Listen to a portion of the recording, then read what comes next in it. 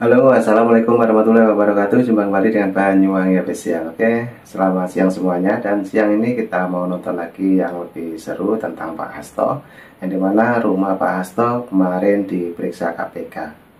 Lalu untuk Pak Hasto sendiri, menurut informasi tidak ada di rumah, teman-teman ya. Jadi untuk kali ini yang kita tonton adalah video tentang Pak Hasto yang dibawakan oleh Opung Barbera. Dan ini kita siapkan. Dan Opung sendiri membahas dengan detail tentang Pak Hasto. Kalian pasti senangkan mendengar berita tentang KPK melakukan penggeledahan terhadap rumah si Hasto. Ngaku aja lah. Karena pada dasarnya isi hatimu dan isi hatiku sama. Sama-sama kepingin dia cepat-cepat ditangkap. Supaya jangan ada orang yang sosok jauh. Banyak kali orang yang nantangin. Lihatlah, KPK cuma berani menetapkan Hasto jadi tersangka, nggak akan mungkin berani ditangkap. Kita lihat. Kalau udah kayak gini, ini bau-baunya bakalan cepat ini. Sedangkan Tessa Mahardika, juru bicara KPK, sudah berani mengatakan kalau misalnya mangkir dia sekali lagi, kita jemput paksa. Gak ada cerita. Dan tahu nggak kalian apa responnya Hasto ketika rumahnya digeledah? Melalui juru bicaranya yang namanya Guntur Romli mengatakan bahwasanya Hasto hanya tersenyum. Penggeledahan yang berlangsung di kediamannya di Bekasi, Jawa Barat, sudah bergabung bersama kami juru bicara PDI Perjuangan Guntur Romli. Assalamualaikum Pak Romli. Assalamualaikum semuanya. Waalaikumsalam. Pak, apakah Hasto Kristianto ini telah mengetahui ya, Pak bahwa kediamannya sedang dilakukan penggeledahan yang di Bekasi, Jawa Barat ini? Oh ya, terima kasih ya. Sekjen PDI Perjuangan mengetahui rumahnya digeledah dan tersenyum ya. Karena bagi kami ini adalah upaya untuk sebenarnya mengalihkan isu dari pengumuman OCCRP yang mengumumkan bahwa Jokowi itu finalis orang terkorup sedunia tahun 2024. Udah kalian dengar kan? Apa kata si Guntur Romli ini? Hasto menghadapinya dengan senyuman. Baru kali ini ada orang digeledah KPK rumahnya senyum-senyum. Tapi biasa itu, orang kalau panik, 3 ekspresinya. Marah-marah, nangis-nangis, senyum-senyum.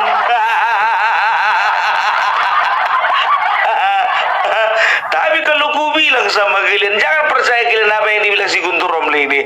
Mana mungkin si Hasto bisa senyum? Sedangkan orang lain yang dizulimi, dia yang nangis. Orang lain dipecah, dia yang nangis. Iya, masa sekarang giliran dia ditangkap KPK dia nggak nangis? Ketua umum pasti menangis. Rakyat menangis. Kiai menangis. Keluarga saya menangis. Pasti menangis.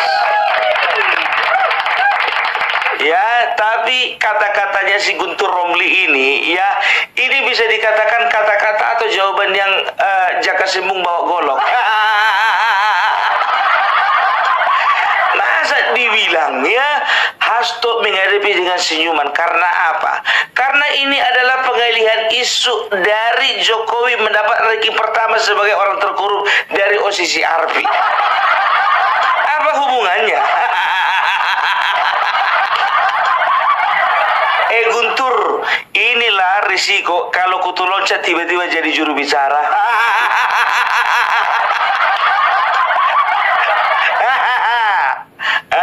Sekarang begini aja ya. Ya sekarang begini, isu apa rupa yang dia lihat? Nggak nyambung blok. nanti kalau misalnya ya, apa namanya, ini misalnya Hasto Kristianto tertangkap kamera sedang bermesraan dengan istri daripada sahabatnya. Lalu dia mengatakan ini adalah pengalihan isu. Ini pengalihan isu oleh karena OCCRP menetapkan Jokowi sebagai seorang koruptor.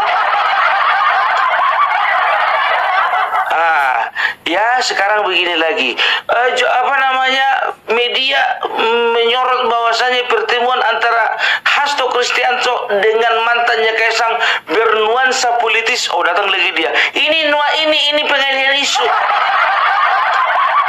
Pengalihan isu bahwa Joko Widodo memiliki ijazah palsu. Nah, ini sangat seru sekali teman-teman ya. Jadi Opung Barbilak membahas tentang Pak Hasto yang dimana kemarin rumahnya digeledah KPK. Oke, lanjut untuk videonya kita play. Lanjut. Jaga sembung, bawa golok, nggak nyambung blok. Aduh, ya sekarang begini, ku bilang sama kalian ya. Tahu nggak kalian ya, satu-satunya pihak yang masih percaya bahwasanya Jokowi namanya masih belum dihapus itu adalah orang-orang PDIP. Udah tahu kan siapa dalang dari semuanya ini berarti? Udah tahu? Coba bayangkan, di saat pendirinya saja sudah minta maaf, mereka katakan belum dihapus namanya. Pendirinya sudah minta maaf, mengatakan bahwasanya maaf, kami tidak menemukan data bahwasanya Bapak Jokowi melakukan tindakan korupsi. Karena polling yang dilakukan adalah polling yang berdasarkan suara dari masyarakat. Nah sekarang kemungkinan besar ada pengarahan massa terhadap orang yang melakukan polling. Siapa lagi kalau bukan kaum itu? 16%. Sudahlah, modus-modus seperti itu gampang tercium itu. Iya kan? Kami nggak bisa dibodoh-bodohi. Cukup kalian yang bodoh. Dan yang mengisi polling itu. Kan begitu. Sedangkan sekarang begini ku bilang ya, kalau misalnya aku mengeluarkan sebuah produk ya, ku katakan ini produk gagal, jadi harus ditarik dari pasaran. Ada berani bilang produk itu produk bagus? Udah, sedangkan yang punya bilang itu produk gagal, harus ditarik dari peredaran. Masa dibilang bagus? Yang on ini sekarang siapa? Awak apa dia? Udahlah, kalau panik-panik aja. Coba bayangkan kalian ya, dilakukan penggeledahan di rumahnya si Hasto. Masa tahu nggak kalian, tiba-tiba aja datanglah orang-orang PDIP datang jam 3. Karena apa? Karena mereka nggak tahu rumahnya digeledah. Datang orang itu jam 3 biar tahu kalian. Jam 3 keluar dari rumah itu katanya kan jam 18:10. Nah, Guntur Romli mengatakan bahwasanya mereka tidak menemukan apa-apa. Orang yang dibawa keluar itu satu koper kok. Emangnya bodoh KPK melakukan penggeledahan selama lebih dari jam 15, katakanlah jam 15 yang ketahuan, 15 sampai jam 18, 3 jam tapi gak dapat apa-apa. Kalau kalian bilang katanya HP-nya si Harun Masiku yang ditenggelamkan, wajar nggak dapat. Karena besar juga ongkos menyewa penyelam. Untuk mencari ponselnya si Harun Masiku. Iya kan? Itu dia. Ya, jadi kan dikatakan di situ ada temuan ya, ada flash disk, ada buku catatan dan juga ada beberapa dokumen, kan begitu. Masa cuma bawa flash disk dan buku catatan sama beberapa dokumen, masa harus bawa koper? Beberapa dokumennya itu beberapa. 100 bundel pun beberapa. Beberapa ini kan relatif ini. Udahlah, rakyat jangan dibodoh-bodohi, kan begitu. Dan tahu ndak kalian ya, datang KPK ke sana, aku mikirnya begini ya kan, KPK datang ke sana apa nggak takut orang itu?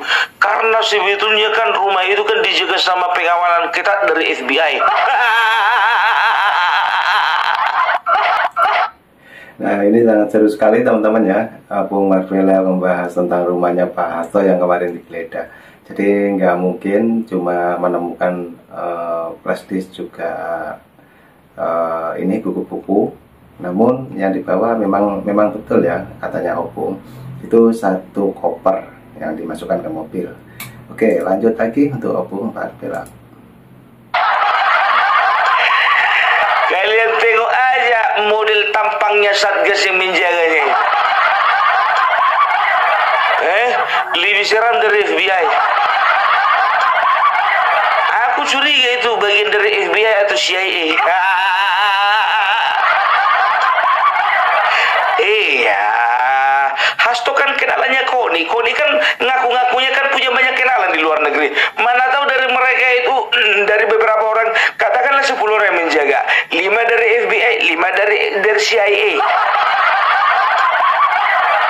Iya kan? Cuman mereka berseragam baju Satgas. Mana tahu kita, ya kan?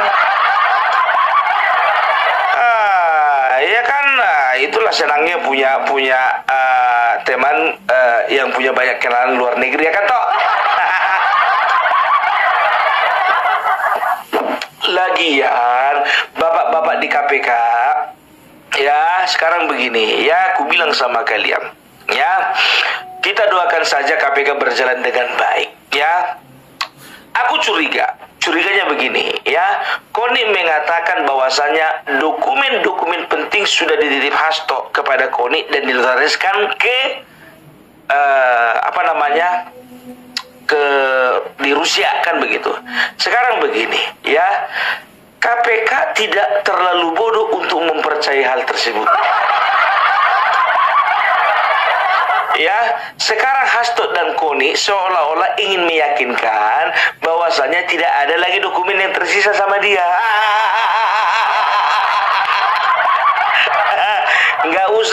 Nggak usah orang-orang investigasi. Aku aja percaya kalau kau masih pegang dokumen itu. Tapi bukan dokumen tentang skandal-skandal pejahat negara, pejabat negara yang melakukan kejahatan. Bilang aja lah skandal daripada orang-orang kalian. Kan begitu. Ini ndak lagi, ya kan, datang si Koni, ya, mengatakan mengkait-kaitkan Ibu Iriana dengan terong-terongan. Dan mereka sekarang sedang berusaha, ya. Ada itu salah satu buzzer mereka, ya. Diambil video yang mirip dengan Ibu Iriana, ya kan. Dia seolah-olah memakai pakaian minim, ya, bisa dikatakan taksih lah binang pun kan begitu. Kalian kira permainan kayak gitu percaya kami? Pakai disensor lagi matanya. Sekarang begini Bu Koni, ya, Ibu Iriana itu dan Bapak Jokowi dari dulu nggak pernah kawin cerai. Nah, suamimu tersangkut kasus korupsi, langsung kau ceraikan. Nggak mau kau hidup menderita. Jelas. Jadi kalau si Koni ini nggak perlu dipercaya ini, karena apa? Sakit hati kali ini ngeliat Bapak Prabowo.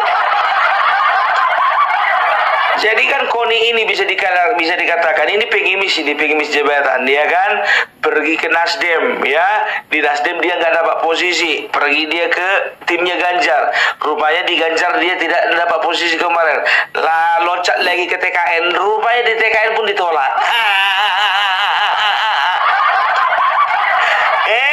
Sehingga dia melakukan fitnah, mengatakan bahwasanya, ya, Bapak Prabowo nanti akan menjalani pemerintahan hanya 2 tahun. Setelah itu maniknat gara-gara diracun.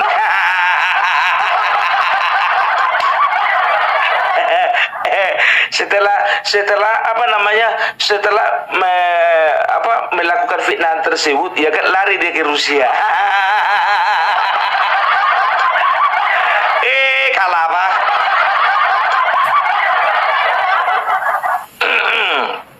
Jadi itulah ya, orang-orang kayak si Hasto ini ya, dia itu menggambarkan ya, itulah dia ya, buah itu tak jauh jatuh ya, jauh daripada pohonnya.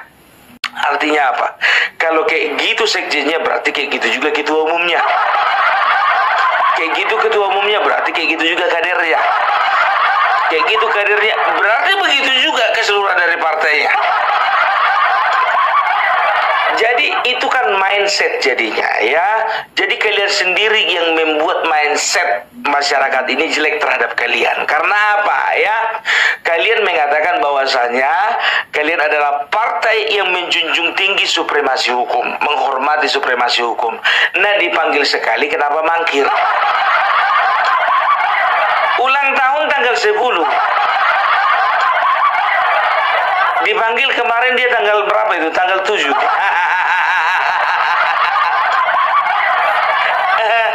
Iya, datangi dulu lah. Nanti ulang tahun kan bisa itu.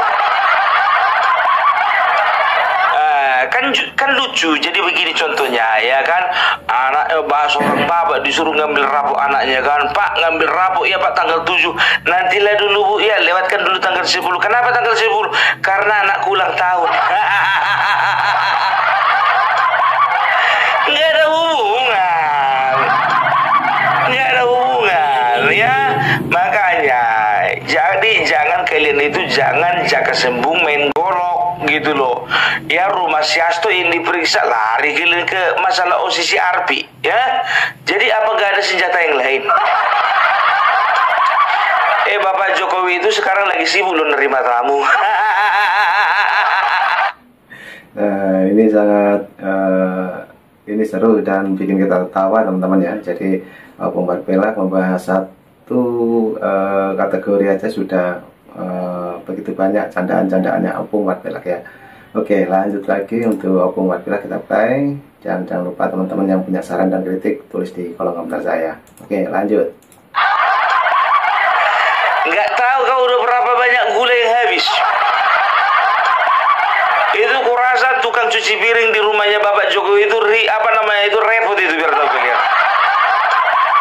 Datang tamu, suguhkan minuman, bawa lagi piring dan juga gelas itu ke belakang, cuci. Nggak nunggu 5 menit, masuk lagi tamu, bikinkan kopi, selesai minum kopi, cuci. Lembur itu, biar tahu kalian. Bahkan mungkin kemungkinan besar sekarang ini Bapak Joko Widodo sudah meng-hire 2 orang lagi tenaga pencuci piring. Lagi sibuk dia itu meladeni masyarakat, karena selama ini ya dia disibukkan dengan urusan negara. Nah, sekarang dia bisa lebih santai, bisa menikmati bercengkrama dengan keluarga, dan bisa menyapa-nyapa masyarakat. Ini asih aja OCC Arbi terus yang kalian serangkan, yang kalian tuduhkan sama Jokowi. Nggak nyambung aglok. Itu dia ya. Jadi kita udah bisa nilai ya kapasitas seorang juru bicara. Gak yakin aku kok bisa kawan ini jadi juru bicara, serius. Kalau juru bicara itu, aduh, tolonglah dulu dipilih yang berkualitas gitu loh. Padahal sebetulnya enggak itu alasannya, itu alasan dia aja itu. Kan begitu ya. Lumayan sih, 7, 8, 9, 10 menyusun rencana.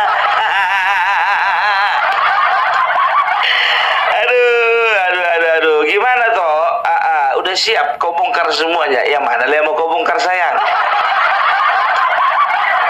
Pejabat negara mana? Ku tengok semuanya adem-adem aja, nggak ada yang apa namanya, nggak ada yang kebakaran jenggot.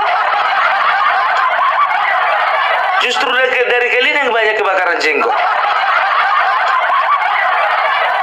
kalian yang mau diperiksa, si Hasto yang mau diperiksa. Malah mereka itu mengalihkan isu dengan kasus-kasus yang lain. Si Hasto yang mau diperiksa KPK, yang ditersangkakan, ya, disangkut pautkan dengan si Harvey Muiz. Sekarang begini, ya, kalau bicara tentang si Harvey Muiz, ya, itu kan bisa dikatakan dari 300 triliun, 230 triliun itu adalah kerugian negara yang diakibatkan oleh kerusakan alam, kan begitu. Nah, yang perlu kita cari tahu 70 triliun, ya, dan orang-orang di belakangnya Harvey Muiz, setelah itu perusahaan-perusahaan yang ada di belakangnya Harvey Muiz. Tenang aja, semuanya itu pelan-pelan akan didalami, kan begitu, karena ini kan jumlahnya triliunan, ya, makan waktu panjang. Nah, ini PDIP, ini Hasto yang melakukan penyuapan, ini kan putaran uangnya kan cuma sekitar 1,5 M, kan begitu. Kecil, kan kalian bilang kecil. Justru itu, mulailah segala sesuatu dari yang kecil. Pekerjaan itu lakukan yang kecil-kecil dulu, baru yang besar. Ini ngapain kok jadi kalian yang ngatur kerjanya KPK? Jadi kalian yang ngatur kerjanya aparat pemerintah? Mereka bisa ngatur kerjaan mereka sendiri. Oke, jadi udah jelas ya. Jadi ya, sekarang yang jadi pertanyaanku, ini pertanyaanku, dan ini bisa mewakili sebagian kecil aja orang, ya, pikiran orang. Sekarang jadi pertanyaanku, ini serius nih. Apakah yang namanya Harun Masiku memang benar-benar masih hidup?